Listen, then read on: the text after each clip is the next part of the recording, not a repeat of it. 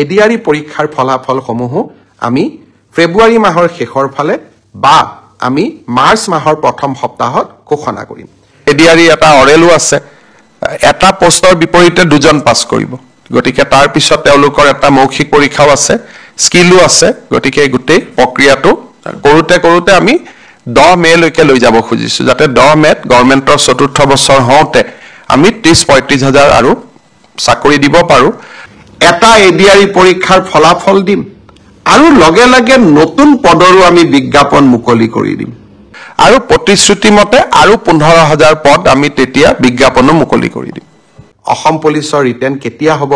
মই ভাবো যে ফেব্ৰুৱাৰী মাহ নহলে মাৰ্চৰ প্ৰথম ভাগতেই আমি অসম পুলিচৰ কনিষ্টবলসকলৰ পৰীক্ষাৰ ৰিটেন টেষ্টৰ কাম আমি সমাপন কৰিম। সকলে মোক প্ৰায়ে সুধি থাকে যে 10,000 টকাৰ যিখন আঁচনি আছিল সেই আঁচনিখন আমি কেতিয়াকৈ আৰম্ভ কৰিম।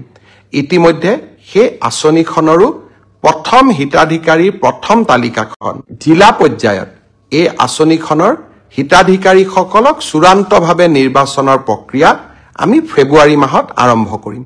ইতিমধ্যে 32 লাখ আই মাতৃক এই আঁচনিখনৰ বাবে আমি প্ৰাৰম্ভিকভাৱে নিৰ্বাচিত কৰিছো আৰু জিলা সমিতিসমূহে এই আঁচনিখনৰ চূড়ান্ত ৰূপ দিব। কম বেছি পৰিমাণে মই আশা কৰোঁ যে প্ৰায় 28ৰ পৰা 29 লাখ মাতৃক আমি এই আঁচনিখনৰ সুবিধা দিব পাৰিম।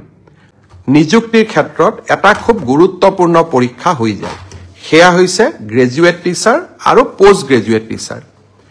বহু লোকে মোক সুধিছে যে গ্ৰেজুৱেট টিচাৰ আৰু পোষ্ট গ্ৰেজুৱেট টিচাৰৰ যি পৰীক্ষা হৈ গ'ল সেই পৰীক্ষাৰ আমি OMR চিট পাম নে নাই, সেই পৰীক্ষাৰো আমাক এনচাৰ কি দিব নে নাই, বা এনচাৰ কিট থকা প্ৰশ্নৰ উত্তৰবিলাকক আমি প্ৰত্যাহ্বান জনাব পাৰিম নে আমি নোৱাৰো।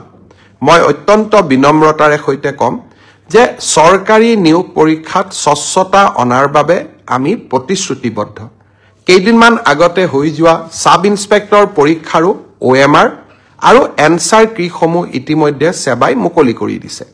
হাইস্কুলৰ যি গ্ৰেজুৱেট আৰু উচ্চতৰ মাধ্যমিক বিদ্যালয়ৰ যি পোষ্ট গ্ৰেজুৱেট টিচাৰ 7,000 পদৰ বাবে যি পৰীক্ষা হৈ গ'ল সেই পৰীক্ষাৰো এনচাৰ কি আৰু পদৰ সংখ্যাটো অলপ মোৰ ইফাল সিফাল হ'ব পাৰে, কিন্তু পৰীক্ষাটোৰ আনচাৰ কি আৰু OMR চিটসমূহ পৰীক্ষাৰ্থীসকলে যাতে পায় তাৰ ব্যৱস্থা অহা এসপ্তাহৰ ভিতৰতে সেৱাই কৰি দিব আৰু স্বচ্ছতাৰ ক্ষেত্ৰত আমি কতো কম্প্ৰমাইজ নকৰাকৈ আমি আগবাঢ়ি যাম।